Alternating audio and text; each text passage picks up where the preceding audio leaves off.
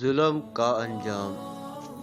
عجم کے کئی بادشاہوں نے اپنی رعایا پر ظلم کا بازار گرم کیا، مگر نہ ان کا ظلم رہا اور نہ دبدبہ شاہی۔ ظالم کیسی غلطی کرتا ہے کہ بباد ظلم ختم ہو جاتا ہے۔ روز محشر عادل بادشاہ عرش کے سائے میں ہوگا۔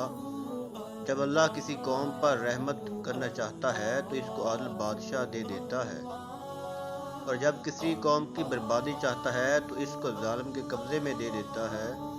نیک لوگ اس ظالم سے بچاؤ کا سامان کرتے ہیں کیونکہ وہ عذاب الہی ہوتا ہے۔ لہذا اللہ کی نعمت کو غنیمت جان اور شکر کر کے اس سے نعمت بڑھتی ہے۔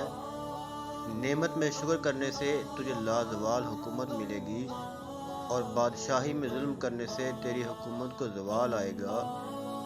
بادشاہ پر نیند حرام ہے جبکہ کمزور طاقتور کا ظلم سے رہا ہو۔ اگر چرواہے کے ہاتھوں ہی بکریاں ظلم دیکھے تو ان کی حفاظت کون کرے گا؟ مرنے کے بعد اگر لعنت سے بچنا چاہتا ہے تو زندگی میں نیکی کو اپنا شعار بنا لے۔ سبق: برے کام کا برا انجام ہوتا ہے۔ ظالم اور ناشکرے کی دولت و نعمت ضائع ہو جاتی ہے، اور شکر گزار دونوں جہاں کی نعمتیں سمیٹ لیتا ہے۔ رب کی رضا، لوگوں کی دعائیں اور نعمت میں اضافہ اس کا مقدر کر دیا جاتا ہے۔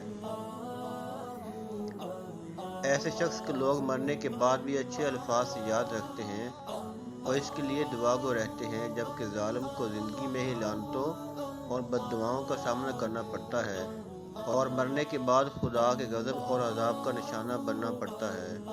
فَاعْتَبِرُوا يَا أُولِي الْأَبْصَارِ، اے نظر والو عبرت حاصل کرو۔